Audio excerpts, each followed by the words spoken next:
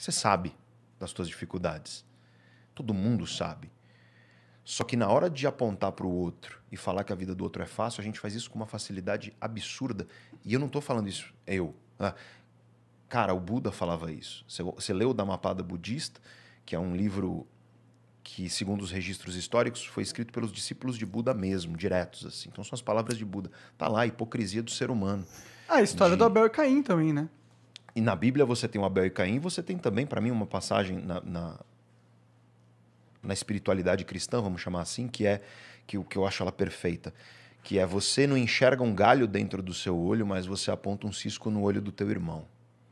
Então larga de ser hipócrita e olha o galho dentro do seu olho antes de apontar o cisco no olho do teu irmão.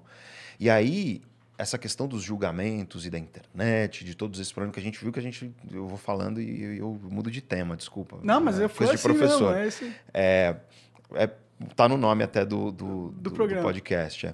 Mas eu sinto que se todo mundo fizesse uma pergunta, Igor, uma pergunta, que é assim, ó: quem sou eu para apontar o dedo para a vida desse ser humano e presumir que eu tenho dentro de mim a competência, a experiência e a vivência para julgar a vida desse cara e diminuir a vida dele como se a minha fosse de alguma maneira superior?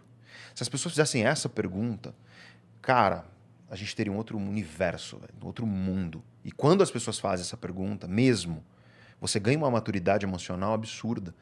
Porque a nossa tendência natural tem um campo da psicologia que chama psicologia moral, e tem a neurociência moral também, e a gente vai entender o quê? O cérebro, ele naturalmente julga. É natural do cérebro. É o modo automático. É a função dele, né? Julgar as coisas que vêm. Exato. Por quê? Porque, vamos pensar assim, você viu uma moita se mexendo lá na savana africana. Cara, você tem que julgar. É alguém lá...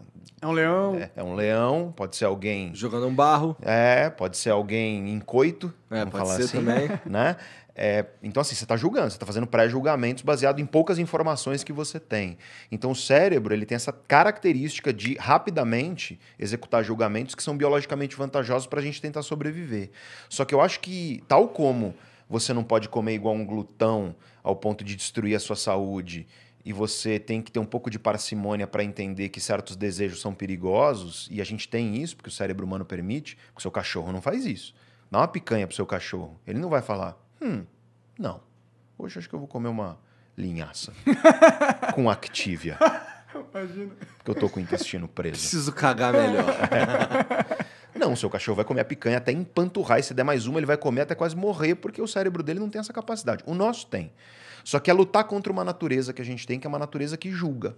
E, pô, se o Buda disse 2.600 anos atrás, se tá na Bíblia cristã, se tá... Cara, tá em todos os livros sagrados de todas as matrizes espirituais, tá em todos os grandes pensadores da filosofia, tá na filosofia socrático-platônica, tá em Aristóteles, tá nos estoicos, né, que vão da Grécia para Roma, tá na filosofia durante a Idade Média, né, na filosofia cristã da Idade Média, depois da Idade Média, na filosofia moderna, tá em Descartes, tá nos iluministas, tá em Spinoza, o grande Spinoza, que ele dizia assim, ó: meu esforço na vida tem sido para cada vez mais tentar odiar menos, me apaixonar menos e entender mais.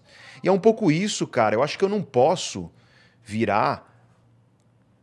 E eu fiz muito isso. E é o que eu te falei no começo. Muito da minha maturidade hoje, ela é fruto de eu ter visto em mim aquilo que eu quis combater e hoje eu tento levar para as pessoas. É muito isso. Porque as pessoas acham, mais um cagador de regra. E não é isso, cara. É porque eu fiz isso. Julgar youtuber foi uma coisa que eu fiz.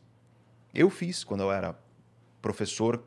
Agora, hoje que eu produzo conteúdo para o YouTube, eu vejo que o buraco é infinitamente mais embaixo. Dá um trabalho assustador. Mas eu tenho julgamentos com youtubers também, para ser sincero. Cara, mas vai ter gente ruim em todo lugar, meu amigo. Vai ter gente incompetente em todo lugar.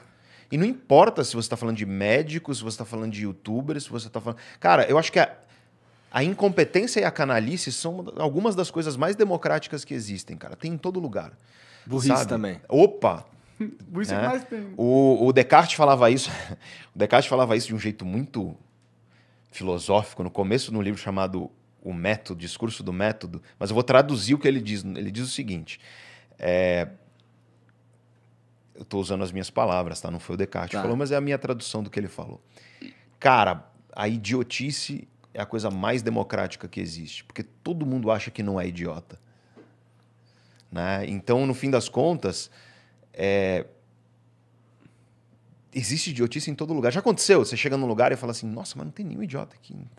Então o idiota é você, provavelmente.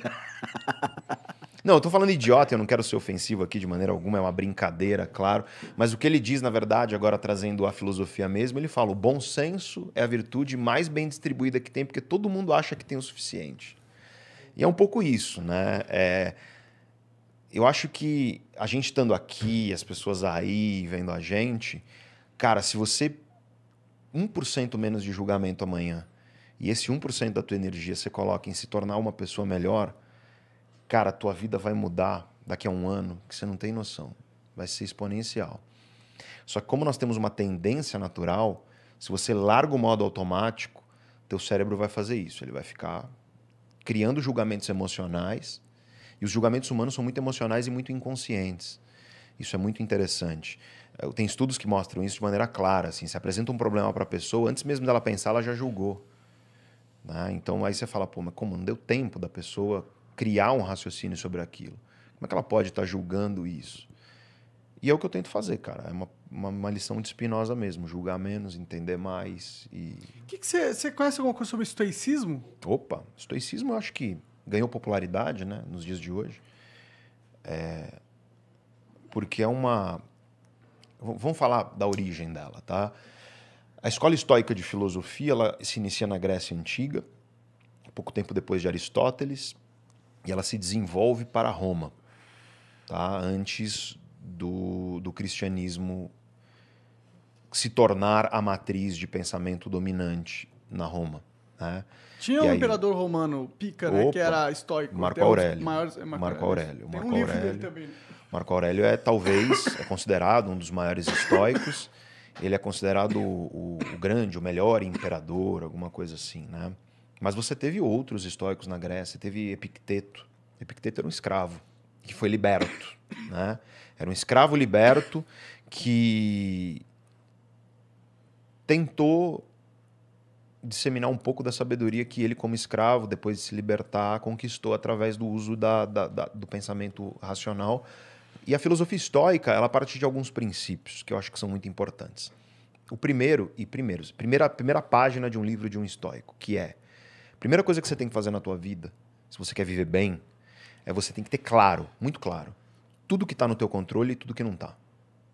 Tudo que está na tua esfera de influência, se você preferir, e tudo que não está. Tem que ter claro isso. Por quê? Porque uma vez que você tem claro, você tem que estar preparado para as coisas que não estão no seu controle, porque senão você é um tonto. Mas você tem que colocar toda a tua energia naquilo que está no teu controle para você viver a melhor vida possível. E é nisso que o Sêneca, que é outro grande estoico, ele diz assim: a dor é inevitável, mas o sofrimento é evitável. O sofrimento é você deixar a dor subjugar a tua vida. E muita gente ouve isso e fala, pô, a vida do cara foi fácil, foi tranquila. Cara, dá uma lida na vida do Sêneca. Não foi nada fácil. Nasceu de berço, tinha dinheiro, mas olha, se ferrou na vida. Ele era conselheiro do Nero, sabe? O imperador louco. Então, assim, ele teve que cometer suicídio. Ele foi condenado a cometer suicídio. Caralho, que bad vibes. Por traição ao Nero. E ele não tinha traído de maneira alguma, mas o Nero era um cara pirado, realmente. Então, a vida do cara foi muito difícil. E esse cara vira e fala, ó, o sofrimento, ele é opcional. A dor você vai ter. O sofrimento é opcional. Então, os princípios estoicos, eles se baseiam muito nessa primeira ideia, que é, cara, você tem que focar o teu controle naquilo que é controlável e você tem que parar de tentar controlar o que não está no teu controle, porque quando você tenta controlar o que não está no teu controle, você vai perder energia, ficar frustrado, ficar ressentido, e isso é o berço de você virar uma pessoa que vai viver paralisada. Porque aí eu pergunto para as pessoas, que é uma pergunta estoica, qual que é a utilidade de você ficar se preocupando com coisas que não estão no teu controle? Se preocupando, não estou falando de tomar conhecimento. O dólar não está no teu controle. Se você trabalha no mercado financeiro, você precisa saber disso. Isso é preparo, é você ter conhecimento. Qual é a utilidade de você ficar se preocupando e gastando a tua energia, sabe, remoendo isso? E você não precisa ser Aristóteles, você conclui, é inútil você se preocupar com aquilo que você não controla. Mas para pensar na tua vida, é um exercício que eu dou para as pessoas aqui. Faz isso em um dia. Tudo que te angustiar, você anota. Ah, me angustiei. No final do dia, aponta tudo que está no teu controle e tudo que não está. Você vai ver que a maioria das coisas não estão no teu controle, estão te angustiando. E é isso que a filosofia estoica tenta combater, digamos assim. Entendi.